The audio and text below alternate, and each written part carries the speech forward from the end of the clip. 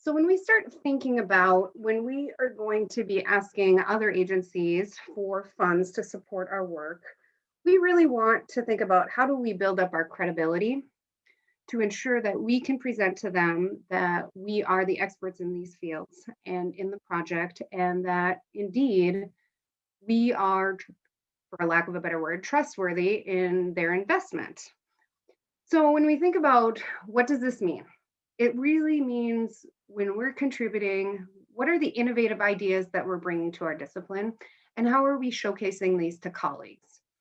I know Christelle talked a little bit about who are we writing for. Each different funding agency will have different review panels, and some of the highly technical, and particularly at the federal level, those will be peers in your discipline.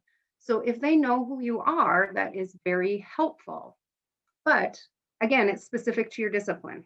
Not everyone, publication might not be the best way for you. We have folks in our arts who their way to build their credibility is to do exhibits or to do shows.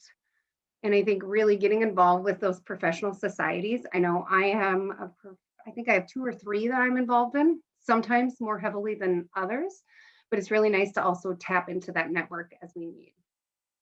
And when we think about how stretched we are for time and how we navigate this work on top of all of our teaching and all the other parts of work that we do at our universities, it's important to think about what are ways that we can integrate our work with our teaching and our different ways of scholarship.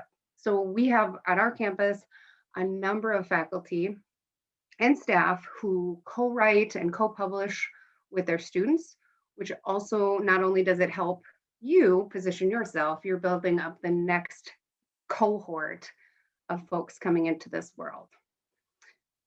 So when we look at how do we demonstrate that? Think about this. Again, we have all these different things pulling and tugging at us. Like, what are our short-term goals and our plans, and how can we accomplish them? And what's realistic? So when we think about demonstrating what we've done, that's what our funding agencies are going to want to see in the VITAs and the bios that they request. What are those accomplishments that you have brought?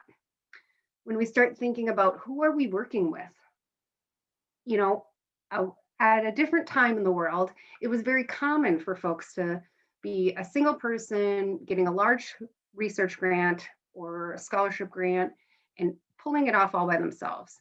In today's world and in our environment, people are looking for the collaborations. How are we collaborating with others? Who are those people that we've brought to the table to be part of our team? So we got to start thinking about who are those relationships. And this is really kind of a teaser to our session 2 pop-up 2, because we will be getting into some detail of how do we go about identifying who those stakeholders are, how do we engage with them. And I think another way to really think about demonstrating is how do you work with other people, maybe who have been successful grant getters. In our poll, we said we have a lot of people who are working with mentors or mentoring. That's a great opportunity to bring people together and either hop on with someone else or bring someone along with you so that way you can build up that credibility. So if we go through all of these activities and build ourselves up, we really can become more effective as a grant writer. Some of the things that we need to think about is being really clear and concise, which can be challenging because we're all trained to be academic writers and not necessarily grant writers. But what grant reviewers and panels want to see are those actual actions that we are going to be taking and how we're going to accomplish them. So being vague may not necessarily be the best option. We're going to think about how we assemble our team. What are the pieces? Again, we all bring our own expertise, but we need to really think about what is the panel of expertise that we need to get a project done.